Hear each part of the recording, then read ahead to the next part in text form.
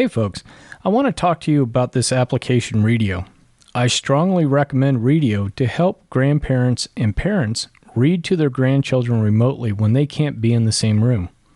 Whether you're living across the country, across the world, or you're just gone on a business trip, Readeo makes it easy for you to read to those young ones when you're away.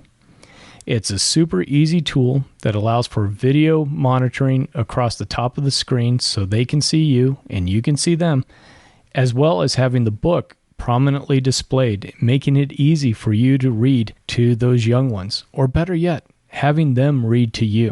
What I want you guys to do is go to cool-grandpa.us, look for the affiliate link for Readeo, click on that link, and sign up today for your free trial.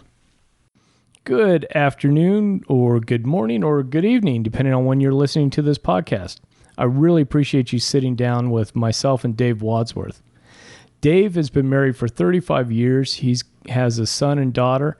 He's active in multiple charities. He is an entrepreneur, and he's a two-time author. Now, Dave and I met at Kent Julian's Paid to Speak conference. What Dave and I really connected on was this idea of grandfathers, and especially this idea that, hey, just because we're grandfathers doesn't mean that our lives are over, that we still have a lot of energy to contribute to not only our grandchildren, but our friends and families and communities.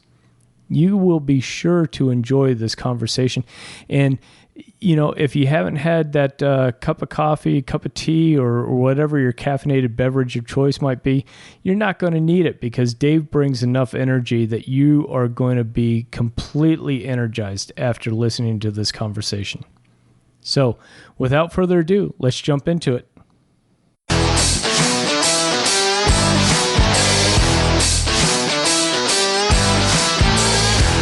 Hello, and welcome to the Cool Grandpa Podcast. This is your host, Greg Payne, coming at you from Studio 12. This podcast is about being the best possible grandpa you can be, focusing on what it is to be a grandpa and how we can all share that experience together for our grandchildren. Hi, David. Welcome to the Cool Grandpa Podcast. I sure do appreciate you cutting out some time of your busy schedule to meet with us and talk grandpa stuff. You know what? Talking grandpa stuff is great stuff. That's what life's made of. And Greg, I sure appreciate being on the show, because I listen to you and I hear some of your guests and I think, wow, it's quite a privilege and honor to be on your show. So I'm excited, and hopefully the folks will hear a few ideas of how to really jazz up their grandpa living and make it cool. Absolutely. I'm sure, that's how this conversation is going to go. And one of the things I always enjoy asking grandfathers when I have them on is, what was your reaction the first time you heard that you were going to become a grandfather? I think my reaction was, I wanted to watch my wife do the happy dance, because I'm telling you, for 3 years, I would ask my wife, I said, well, honey, what would you like for Christmas? She says, I want one thing. And she said, I want to hear that I'm going to be a grandma. And I said, that's it? That's what you want? Yep, that's it. That's it. And I have a little tragic story. I don't know if we can get into that, but when we first heard, we were invited over to my son's house, my daughter-in-law, and they told us that we were going to be grandparents. I watched my wife. She bolted out of off the couch and just did a happy dance. And it was so exciting just to watch her and the reaction. So I just knew that her life was just so much involved with thinking about, oh my gosh, being a grandma and what that's going to mean in my life. So I think just the fun of watching my wife, that's really the excitement. That sounds so much like, this isn't mean to come off any way but other than being happy, but it's a little bit like the joy that you get when you have a child unwrap a birthday present or a Christmas present, and you know it's the thing that they've wanted, you know? Oh, exactly. I just, my wife, just watching her and being around her, and we tried to be very under control, I guess, with our emotions, and trying to say we didn't want to pressure, we didn't want to push, because we knew in their sweet time that we would be grandparents, but we just didn't want to push, even though that was on her mind constantly. And so I said, honey, just hold back. It's their life. We'll let them, work things out. So it was pretty thrilling, but yeah, it's exciting. Oh, that's fantastic. I love hearing those stories. And I love the fact that you were celebrating in her joy, Yeah. and had that, because I think sometimes, even though, sometimes we want to think about ourselves and how things react to and affect us. And it's not that we're being selfish, but things do come at us and affect us. But I love the fact that your joy was connected to her joy, if that makes sense. Greg, and I think in life, if you look at that, that's truly, we talk about, giving gifts and how it's truly more blessed to give than receive. And as you get older, you realize that when you can give someone that, like you said, the perfect gift, and they're unwrapping it, and it's going to just hit the spot and it's going to be perfect. And that gives you so much joy, because you really, that's when you love someone, when you can share their joy, and that makes you happy. And so I think that's what grandkids do. You want to spoil them because you just want to love them to death. You just want to, I don't know, just whatever you can do, just have fun and enjoy what they enjoy. So yeah, that's a neat thing. I love hearing that. Now, how many grandchildren do you currently have? 37. 37. Wow. No, I'm just kidding you. I just got some friends. Actually, we have 2 little girls, Harper. And matter of fact, my second book, my first chapter is called Harper Lee at 3. The book is Finishing on Fire, Living Your Legacy of Purpose, Passion, and Prosperity. And I talk about Harper Lee at 3 and the wonderment of her life, just seeking joy and happiness and singing and all this. And so Harper Lee is now actually 4.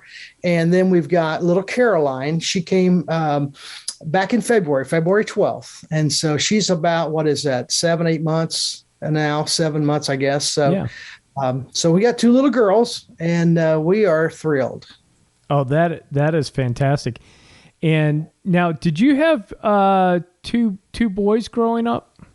I had a boy, Adam. Okay. He's our son first, and then Sarah is our daughter. Yeah, okay. And she's just 3 years younger than Adam. So yeah. So you had girls before? Is it because I've talked to grandfathers that had sons growing up, and then all of a sudden it's been granddaughter, and they've been having to really not struggle, but shift gears, if you know what I mean, with like, yes, I know how to deal with little boys. I know how to kind of knock them down and roughhouse and do all these things with little boys. Little girls, I'm not so sure where the bows go and where, some of these things.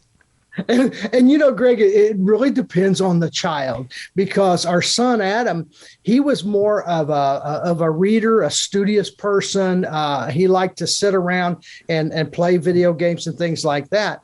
Where Sarah, our daughter, she wanted to follow me out in the woods and in the backyard. And when I built the lake, she wanted to be, a part of all that. It was funny how Sarah was kind of the tomboy, and she wanted to go out there and catch frogs and turtles and all that.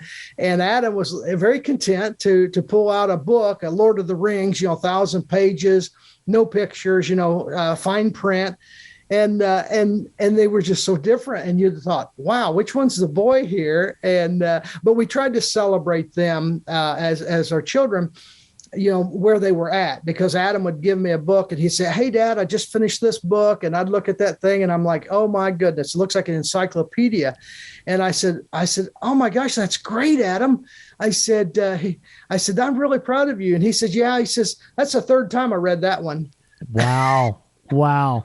just would about die. I thought, oh my gosh. Of course, now he's an English literature teacher in high school, which is funny. And of course, they talk about To Kill a Mockingbird is one of the subjects they talk about in one of the books and movies they talk about throughout the year. And so he named his daughter Harper Lee, from the author of To Kill a Mockingbird. I was going to ask you about that. I was like, there's no way that's just a coincidence and something that it was like, that's got to be deliberate. Yeah. And then when Caroline came along, Grant, this is so funny. I said, hey, Adam, I said, are we going to call this one Scout? What do we, or maybe Atticus, we'll call Atticus. But it was, it was funny, the difference in them. And I told Adam, and of course I wrote about this in both of my books. Actually, I said, for the first 55 years of my life, I read maybe a total of 25 books, maybe. Okay. Counting coloring books and everything, And so I ended up that next year of my life, I read 243 books. Okay. And since then, I average a little over a book a day, which is insane. Yeah. But most of mine is Audible because my business I have the opportunity to listen a lot. And usually not to my wife. She'll tell you that.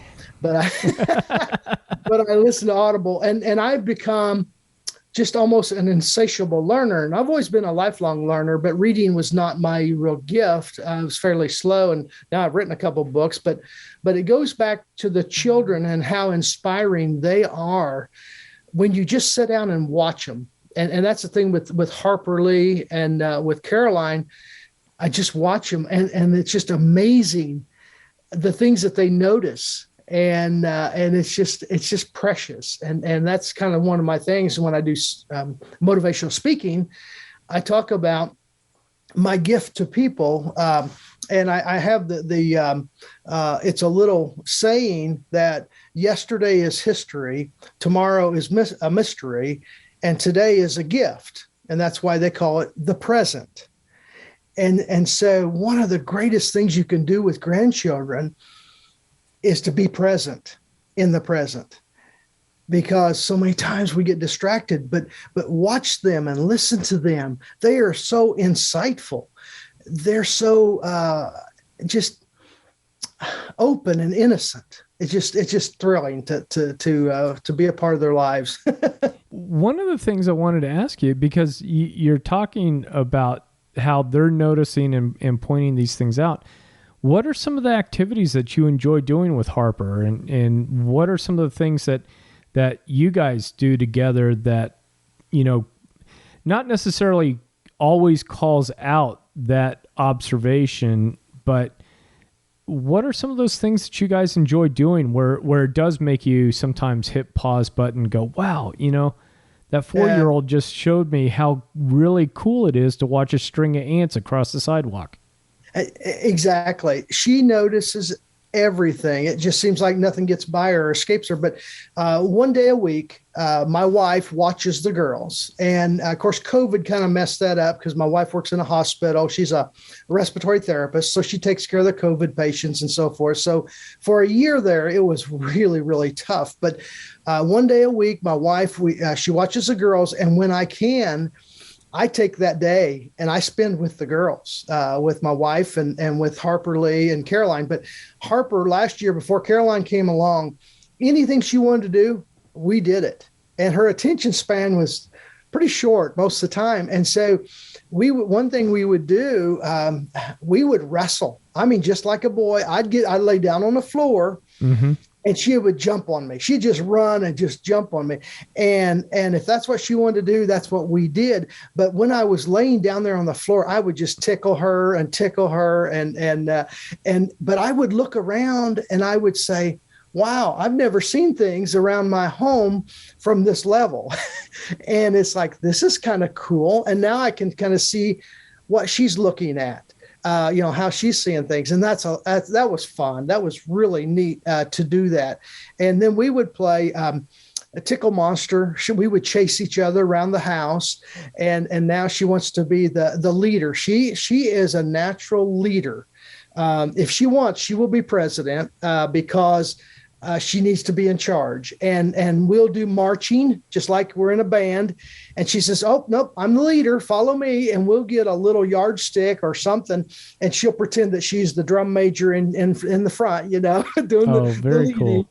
Oh, it's just fun. And one other thing, I got a little mini tramp to do some jumping exercise on in the house, and she just loves. We take turns on that little mini tramp. And she'll jump and it's just fun to watch her develop and get a little braver each time when she does things like that. So just trying to focus on what interests her and follow that lead. Just take that from her. So yeah.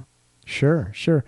And one thing that you had talked about was, I think, the shift from being maybe an occasional reader, somebody that struggled with reading a little bit, to what caused the shift for you? Because I'm interested in not just the grandpa-grandchild relationships, but also with grandfathers. Like, I definitely don't think that we're done just because we've got grandkids in our arms, And right. So I'm interested in what happened to you. What was that shift that all of a sudden you started consuming so many books? Well, that's a good question. I went through a period of time, and maybe it was kind of a midlife crisis, but I realized, time is short. I want to make the best of it. And that's what my second book is about, making every day count, just making it a good day, and be with whoever you're with, enjoy the company, enjoy what you're doing and stuff. But I think I realized, you know what? I've probably got more time behind me than I've got ahead of me. So I need to really focus.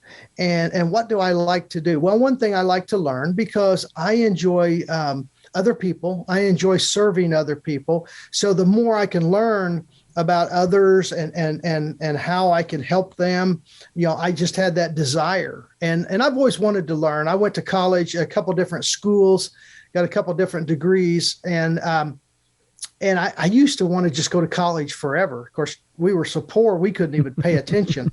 So we just, I could only go so long. But I got my bachelor's degree at Purdue University and worked for the U.S. government for years. But I just got to a point where I just said, wait a minute, I need to really think about and make every step a correct step. And that was part of that was learning. And I think it was the idea of whenever I have downtime, utilize that time. So of course, my business, I have a huge mulching machine. It's like a big bobcat or caterpillar, and I mow down trees and brush. I go into a woods and I make it a park. And this thing will eat about anything. It's like a lawnmower for trees and brush. And when I'm on that machine, I enjoy listening to podcasts. I listen to the radio some, but I listen to audiobooks all the time. And of course, my wife says, well, you're not really reading. And I say, well, honey, somebody's reading. Right. Some guy's reading this book. I'm listening, And so I said, that counts. Come on, So it's kind of funny. But yeah, I think the shift, Greg, it just, you kind of think about your legacy and what you're going to leave behind. And I think, okay, what's going to follow me? Okay, well, the example I set for my children, well, now it needs to be the example I set for my grandchildren. And I don't know. I think I just, for some reason, I hit that 55, 56 age. And it was weird. It was like, oh, wait a minute, and I saw a lot of friends. I had lost the problem with having a gazillion friends like I do, I'm blessed with. You also lose a lot of friends. And because, just life, that's just life. Now, if you only have a few friends, you don't have as much, at stake, I guess. But yeah, I have a lot of friends and I've lost a lot. So I think that kind of woke me up a little bit. What happened, I had three really, really close buddies. One was 53, one was 55, and one was 56. And I lost them. One guy, December 15th, 4 weeks later, my next buddy, passed. Just me. I was actually texting him. I was sending him a text, and I'd written it all out, and I was getting ready to say, I love you, and send it. Okay. And I got a call, and it was this guy's son who is calling me. And I thought, oh, I better answer that. So I answered the call. I said, hey, Robert, what's up, bud? He said, Dave, he says, I need to tell you that we lost Dad this morning. And I was just stunned. And 4 weeks earlier, I just lost a lifelong buddy. I'd even played I was in the kindergarten with. Well, I get this call from Robert. He says we lost Dad. And I'm like, no, I'm texting him. I'm getting ready to say I love you and send. And I said, no. And it just rocked me. And then just about 6 weeks later, I had a third buddy. And what had happened, I got home late. I laid down. My wife, I got a phone call, 10 o'clock at night. And this is what I hear. Oh my, oh no, I can't tell Dave. And I knew right then I'd lost another buddy. And she hung up. She rolled over. I said, I lost another buddy, didn't I? And she said, yep, Randy, he's gone. And he had helped me build my lake and set up my big rope swing and my zip line and all that fun stuff in our lake there. And it just, I think those three really hit me. And I'm like, wait a minute. And see, now I'm 60 and those guys were, they were far gone. They didn't make it to 60. And it was just boom, boom, boom. And I think those things just kind of adjust your perspective. And you say, thank God I've got today.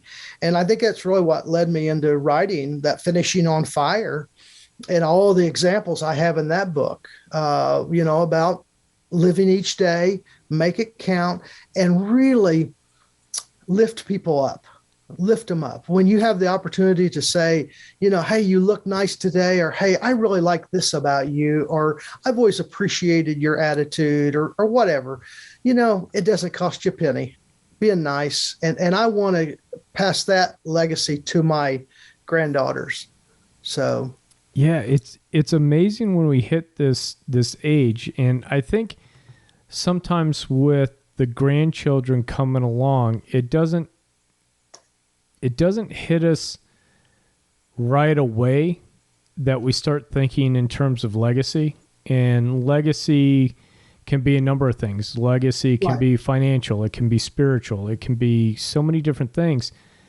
But I think it's probably a couple of years into that grandchild-grandfather relationship where it does start to kind of get to us a little bit, where it's like, hey, my kids are okay. They're all right. They've seen me for 30 years plus, whatever it is.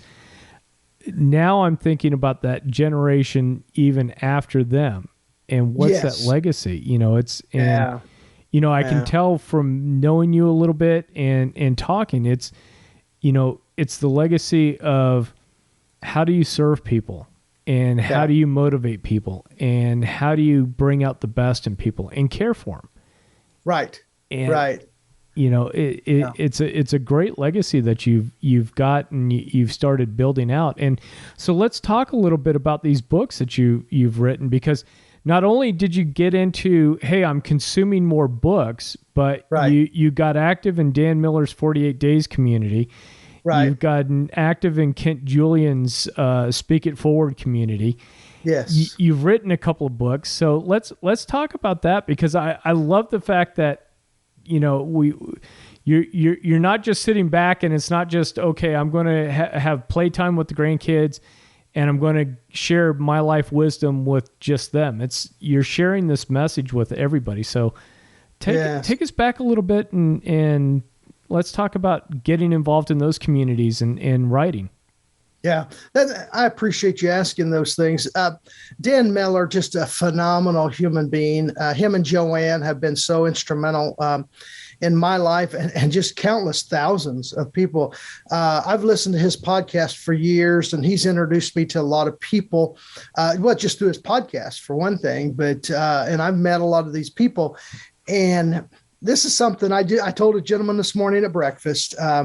he's kind of funny. He goes to our church. He's a young black man who's a very successful businessman, and he's been down in Nashville doing some recording. He does a Christian rap, music and stuff. Just a phenomenal guy. And something I told him 10 years ago, I said, Dom, I said, it's hard to soar like an eagle when you're surrounded by turkeys.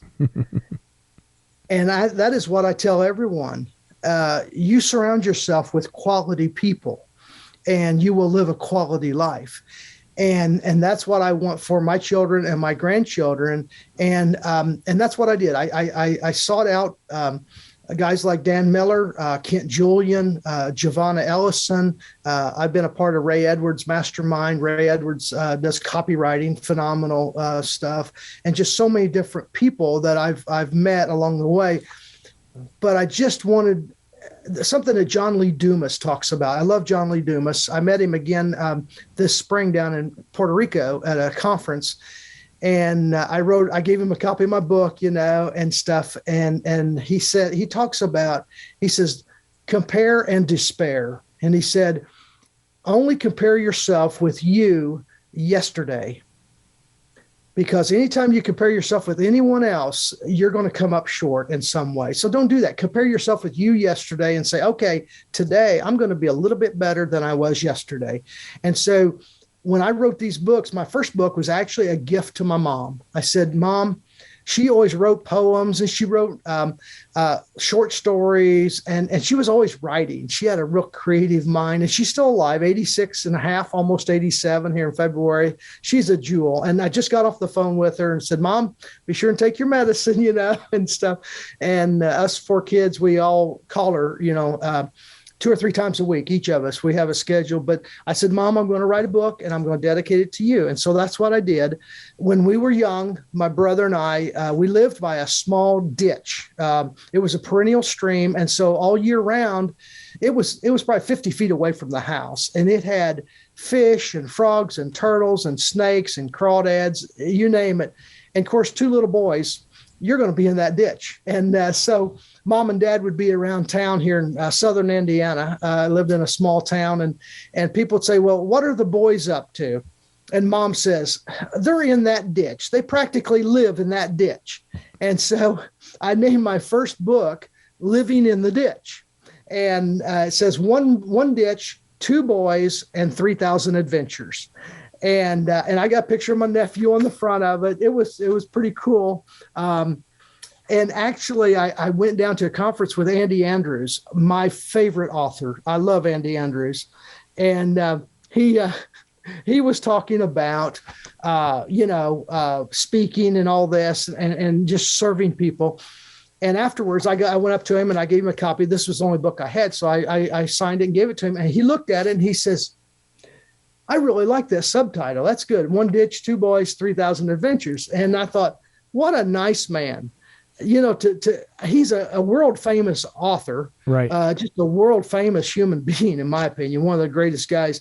And for him to say that, and so I just appreciated that. But I tell stories in this book about adventures my brother and I had, and it's a fairly easy read, large print, all that stuff. And it was amazing. 5 days before Christmas, I finished this up 2 years ago. And I uploaded it to Amazon. It's KDP, Kindle Print on Demand. And they approved it. And I got 5 copies. They were author copies or I don't know what you call review copies. Sure.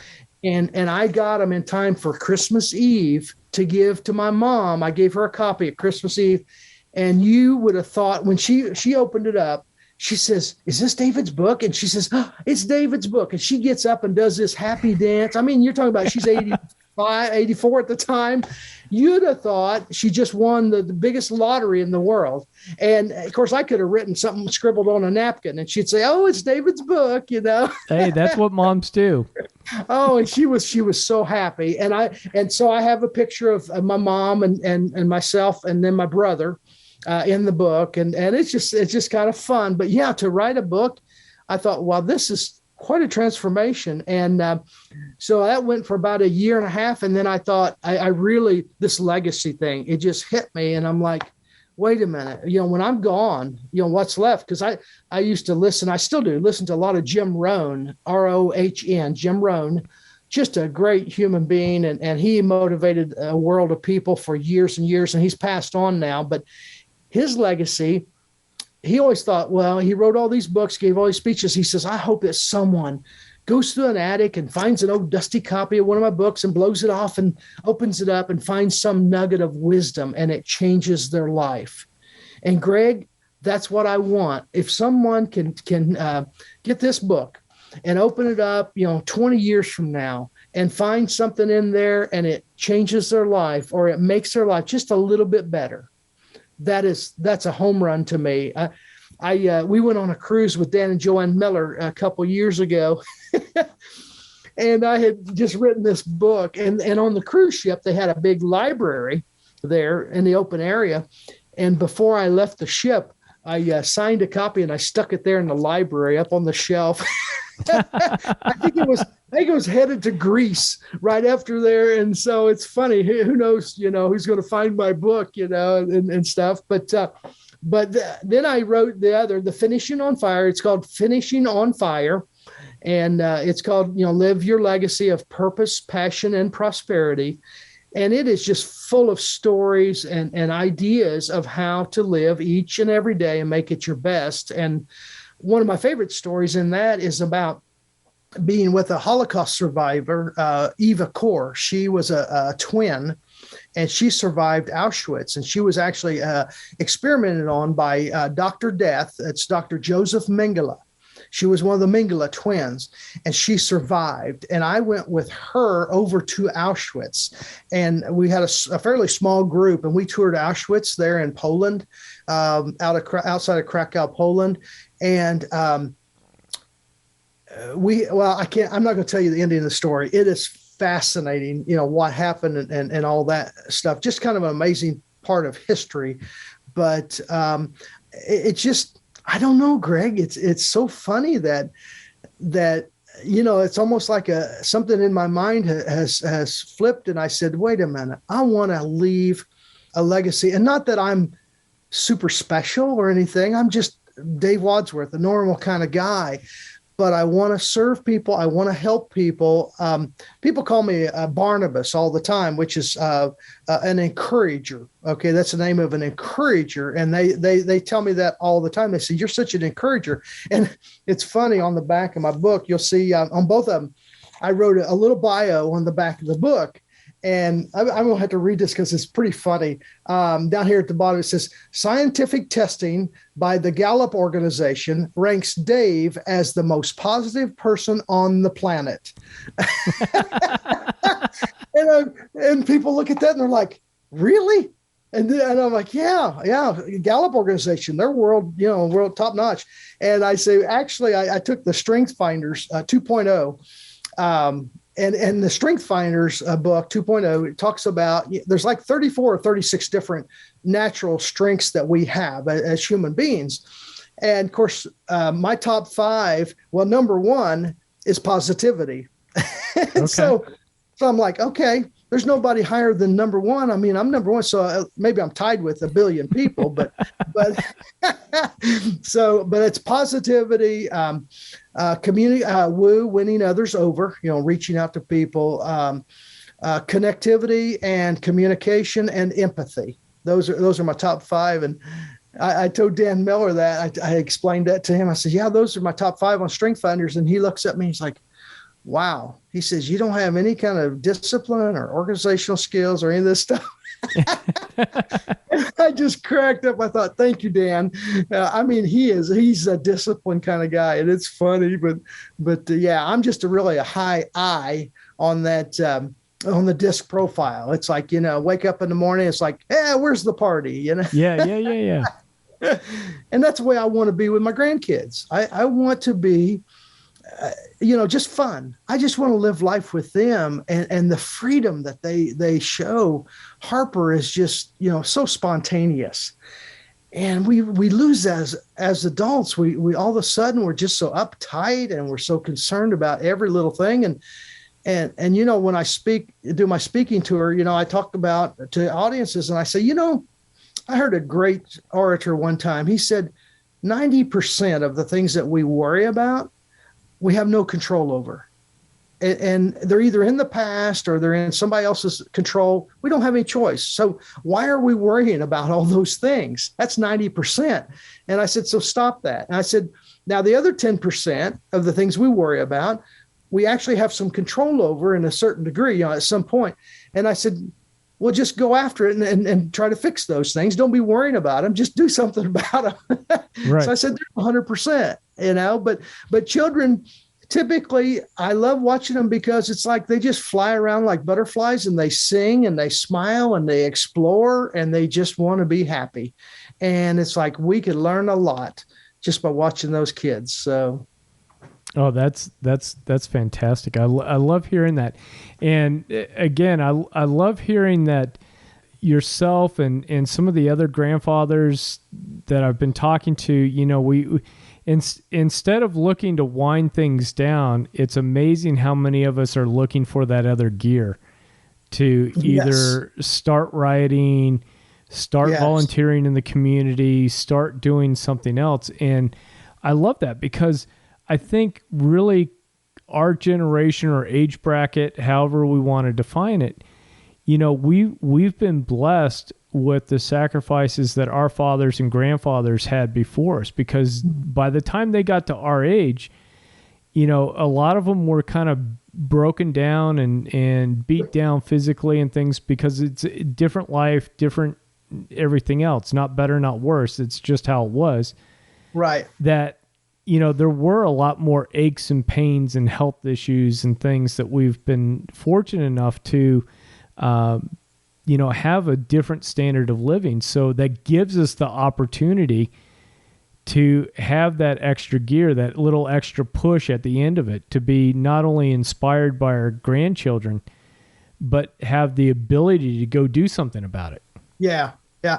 One thing I love, Greg, of course, I'm a businessman. I'm a solopreneur. I have a lot of freedom. Now, when I have work to do, I work. And I'll get after it. But I also have the freedom to say, oh, okay, that one day a week, especially in the wintertime, when Glenda's off and she's watching the girls, I'm going to make it a point to spend that time with them too, because I'll just ask my boss and say, hey, Dave, what do you think? I'll say, yep, be with the grandkids. But I like that freedom. And you just, as you get a little older, you realize, what's important is not that I get so much stuff done as just being, with my family. That is so critical. And you're right. I know our fathers and grandfathers, they had a pretty hard life, a lot of times physically, and they get to a point, and I see so many people. This happens all the time. My wife will come home from the hospital and she said, yeah, so-and-so, I had a patient that passed away. They just retired 6 months ago. And I'm like, oh my, that's awful. That's really tragic, because they it's like a savings account. You keep putting money in, and then you're hoping at the end, wow, okay, now I can really celebrate. No. Don't wait to the end. You celebrate every single day. And that's what the Finishing on Fire is about. Every day, live it to the fullest. Okay. When you have interactions with everyone, make it a positive thing, because they get the negative all the time. And so I told my wife, I do not plan to retire. I just want to take more and longer vacations. Yeah. I really have a goal. I would love to travel the world and do my speaking engagements and do my, and I talk about this in the book a little bit, 12 men. I have 12 men, 2-day workshops with 12 men at a time. And we do 2-day workshops, and we're just getting that off the ground, and it's a lot of fun, but we focus on finishing on fire, finishing strong. Don't just fade into the woodwork, make every day count. And I talk about targeting people. Okay. Used to be, that was like a politically incorrect thing, targeting people. It was a bad thing. No, I talk about targeting the people that really mean so much to you. And it's like a big, archery target. It's got the circles, and you put the critical people in the middle, in the bullseye. And that's, of course, your spouse. and your children. Okay. Those are your bullseye. And then you got your parents, if they're still alive, and then you got, siblings, and as you keep working out, but you really focus on your bullseye people. Okay. And then that next ring. And so it's an everyday thing. And so many people, they just keep saving up and saying, well, when I retire, and I think that's totally the wrong way to look at things. It's not a destination. It's the journey. It's really the journey. Have fun today, because you may not have it tomorrow. Kind of a weird, morbid thing. I had to get into 2 new tires on my big trailer yesterday. And I was in there with the guys, and they were putting on the tires, and I just talked to them a little bit. I said, how's your work and all this stuff? And I said, and I said something about who else, works around here. I said, well, we had a gentleman here the other day, and he pointed right outside the door there, 50 feet away. He said he just dropped of a heart attack. He was 53 years old, and he was gone just like that. And I thought, wow, how tragic. And so many of us, we think we live like, we've got forever, and we don't. And so just take every day, make it a good day. Now, one thing, this is going to be coming out in the fall, winter time, and I wanted to ask you if there's any family traditions or any traditions that maybe you've started with the granddaughters. It doesn't necessarily have to be Halloween or Thanksgiving, but we're kind of in that season. So I'm kind of curious if you've started any traditions with the grandkids. That's a good question. We, one thing that we do as a family in Southern Indiana, we have a lot of persimmons, and my mom has always made persimmon pudding. And so we are trying to pass down those traditions to Harper. And so one thing we do is we get up, if we have Harper stay over, especially in the wintertime, we like to make pancakes with Gigi. That's Grandma Glenda. And so that's kind of a fun thing that we do around the holidays. We get up and we make pancakes, and we let her help. You got to let her help. And that's the thing. So many times we don't. We try to do everything ourselves, but we need to show them, because they want to help. They want to learn. And so that is one thing we've done. Now, it's not a holiday tradition, but what we've done, we buy, this is funny, season passes for our kids and grandkids for Holiday World, which is a theme park about 30 miles away. It's a world-class theme park. It actually is used to be called Santa Claus Land. It's Santa Claus, Indiana. I know that place. Yeah, they actually have roller coasters that are number 1 in the world. They've been rated, number 1 wooden roller coaster, number 1, metal roller coaster, and it's really grown from a little thing. And I remember as a kid, well, one thing we do, we take Harper there, and it's usually myself and Glenda, my wife, and we'll take Harper over there, and whatever Harper wants to do, we do it, and we ride everything. It's really pretty cool. Now, she's too small to ride the bigger rides, but she keeps looking at them. She says, Papa, Dave, I want to ride that ride. I want to ride. I said, very soon, as soon as you get this tall, we keep measuring her, we'll stick her up there and up against the board where it shows how tall you have to be. But I will ride. I ride till I about puke, because if that's what she wants to do, by golly, I'm going to do it. And we'll go play in the water park. They have this little kiddie place area, and they have the water shooting everywhere. And we'll go splash around, and I'll put my foot out there, and I'll squirt her with water, by shielding with my foot. And we just do some fun stuff. But that's a really fun, special thing for my wife and I and Harper. To go over there and spend that time. And of course, it gives my son and daughter-in-law a break, Sure. From Harper. And of course, Caroline, in about a year or so, she'll be able to go and enjoy it too. But Harper, with Glenda and I, that is such a special time. It is. And with season passes, we can drive over there, and we don't have to spend the whole day. We don't feel like you have to spend the day. We'll just spend maybe 2 or 3 hours, or till, Harper gets a little tired or something, and then we'll go. But we're just always looking for fun little things that we can kind of, call our own and so forth. So, yeah, that's kind of a little bit about what we do. Oh, that's awesome. That's a great. I love that kind of tradition of the amusement park or adventure, Yeah. right? That Yeah. because I love being able to get the kids out and doing something, and I love the idea that that's a memory that they're going to have with Grandpa and Grandma. Is that we used to Right. go ride the roller coasters, we used to go do all this Yeah. kind of stuff. And they're never really too young. Well, I mean, of course, Caroline's a baby, but at 2 and then 3, and then this year she's 4, Mm-hmm. and it has just been a blast. Just to, and we let her decide, what would you like to ride next? And she'll just name it off, and we'll go. And it's good exercise for us. We walk all over the park, and it's just, and it's really just a good thing. And it's funny, being kind of a nature guy. I've got a new app on my phone. It's called Picture This. And one thing that Harper and I do, we'll go around and I can pull up that app and I take a picture of a tree or a type of grass or a flower or bush, and it'll pull up and it'll identify the tree or flower, bush, whatever it is, and it'll tell you all about it.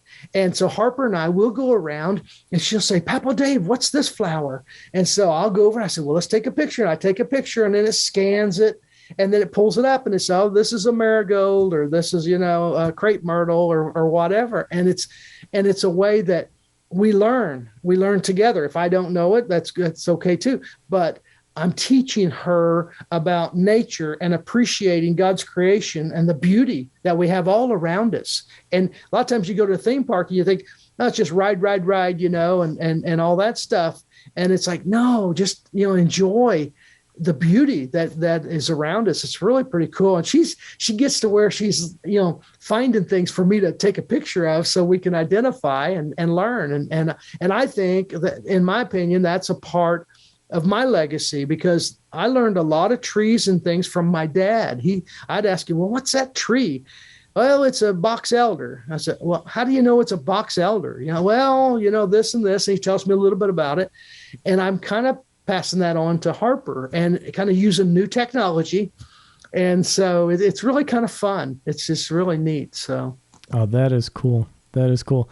And Dave, we've had you on for a little while, and I do appreciate your time. Is there anything else about being a grandpa, or anything else about the books that you've had, the Finishing on Fire, as even a theme for grandpas that maybe I haven't asked you or we haven't talked about? Well, I do want to clarify. Actually, the Finishing on Fire is written for grandpas. Okay. It is actually written, and it is geared to people that are guys that are middle to upper age, guys that are actually 50s and up, that are either retired or contemplating retirement. And they're just thinking about finishing life on fire. And so that's what it's about. And it talks in there, it teaches them stories of how to enhance their life by enhancing other people's lives and living a pretty cool grandpa type of life. And it's kind of funny, Greg, that I just thought of this and I thought, it's perfect for your show, because it's really about, finishing on fire and being a really cool grandpa. And so it's kind of fun. I'm not trying to push my book. I'm just saying. Yeah. No. Well, we'll be sure to put a link to the book in the show notes for folks to find it and check it out. Yeah, it's funny how I'll be out there with my tree mulching machine. I'll be out there and people, we'll talk and I'll get off the machine and I'll say, oh, by the way, I said, I need to give you, a copy of my book, and they're like, you wrote a book? Really? And then like, we don't expect that out of our contractor, out here, driving a big machine, and stuff. It's a big Caterpillar. And it's like, you wrote a book? I said, yeah, I do motivational speaking and this and that, but it's kind of fun. And I just want to, I tell them, I said, just type in Dave Wadsworth you go on Amazon, just type in Dave Wadsworth and poof, there it is. And with technology, it's so cool. And thinking as a grandpa, I love technology because Dave Wadsworth doesn't have to buy a gazillion books and then try to pass them out. I've got a buddy in one of my masterminds, Armando Garcia. He's friends with Dan and Joanne Miller too. Great guy. And he's in San Francisco. And Armando, I called him up last July and I said, hey, Armando, I said, I want to let you know my book's live on Amazon. You can get the ebook or the paperback. And it was a Thursday evening. He says, okay, I'll get a copy. Well, let's see, that's Thursday evening. So Friday evening, Saturday afternoon, he gets a hold of me. He says, oh, I got your book. And I'm like, no way. I'm like, not even 2 days. They print it, they ship it, and he's got it there. That's what, print on demand is about. Yeah. They just print them and ship them. And so you can be over the world and pull up Dave Wadsworth and, get you a book. It's pretty amazing to me. I mean, I'm still stuck on how a fax machine works. It's like, how does it do that? And I'm like, but it's just a cool thing. And I just, the book, I just love helping people be better people, and helping, guys, because I can relate to myself, but helping us through this time, instead of saying, like Zig Ziglar always said, don't retire, refire. And I want us to do that because, the best days are ahead of us. That don't keep looking back. And I think that's what, the book is about. That's what I think my life is about, is saying, hey, let's make each day, make it count, hit a good lick out there and really take a swing at it, because I guarantee you're not going to be disappointed when you fail at things. You're going to be disappointed that you didn't try. And as we get older, I think we need to really keep trying and stretch ourselves and looking through our grandchildren's eyes and seeing the wonderment of life that a lot of times has been clouded in our minds. I think that's what we need to do. Just try to look through their eyes and open up our hearts and our minds to that excitement and wonderment of life. So that's probably what I'd want to say. Okay. Well, that's awesome. And folks, I'll be sure to put links, even if it just goes straight to Amazon, for Finishing on Fire. So it makes it really easy. Folks find this podcast, they go to the show notes. Dave, where are some other places that people can connect or look you up? Now, this is going to freak people out, okay? One of my favorite authors is Bob Goff. He wrote the book Love Does, and it is phenomenal, very successful. He's a successful attorney, just a neat guy, and another friend of Dan Miller's, but he's out in, I think San Diego is where he's from, but he would fly to Seattle and work as an attorney. And he wrote this book, Love Does, and he wrote his phone number in the book. It's in the back of the book. And he's pretty famous. And I thought, well, heck, if Bob Goff can do that, I can too. So I put my phone number in the book. And so people can actually call me. And if they're kind of creepers, of course I'll block them, Right. But yeah, but here is my phone number. You can call me. You ready? Sure. Nobody ever does this. Okay. 812-499 5090, and just send me a text and say hello. And usually within 24 hours, I can get back and send you a note until things get really crazy. But yeah, that's a way. Just send me a text and I'll send you something encouraging, because I want to encourage you. And if you want somebody to pray for you, I'll pray for you, because I know we all struggle and have those issues. Also, I do a motivational video on TikTok. Okay. I'm like, are you kidding me? I'm on TikTok, and I've been a little lax lately, but I've got probably 70 or so videos up right at this point. And I'm called the Attitude Answer Man. Attitude and then _ Answer Man. And if you send me a message there, a lot of times you can catch me that way, a direct message on TikTok. And they started out just a 60-second videos. And I do those all the time. And now they've stretched to like 3 minutes, but the shorter, I think the better. But every day I see something and I'm like, oh, that's pretty cool. And then I say, hey, Dave Wadsworth here, your Attitude Answer Man, and I have more good news. And then I just tell them a little, ditty about what's going on and stuff. So that's kind of a fun little connection there too. Oh, that's awesome. We'll be sure to put those in the show notes as well, so folks can get to you.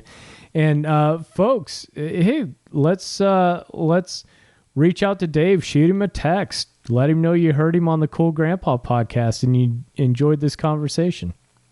Yeah, and if you get weird on me, I'm going to block you.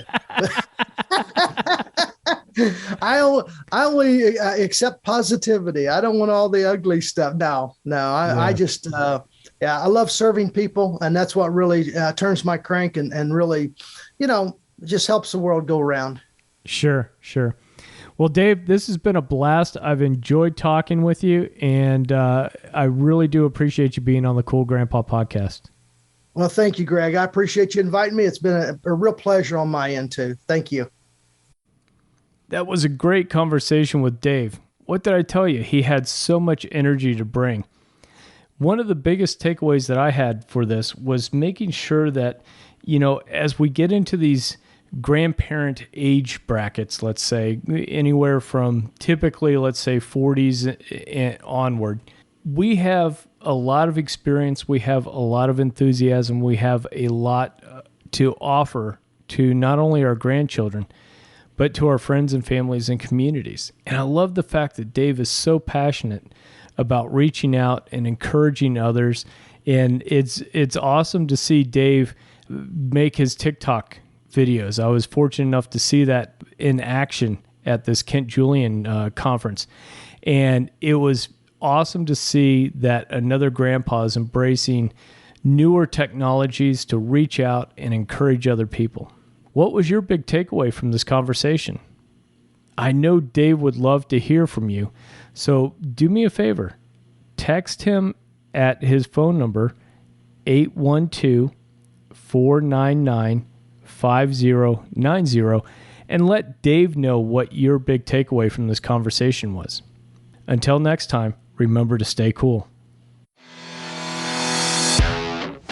Thank you for listening to the Cool Grandpa Podcast. If you've enjoyed this episode, please do me a favor and share it with a friend. That's the best way you can help us to expand our community, as well as get the news out about how valuable grandpas are in the lives of those kids. If you'd like to leave me a comment or shoot me a potential topic for this podcast, please go to www.cool-grandpa.us. Look for the comments tab, fill it out, hit submit. It's as easy as that. Until next time, remember to stay cool.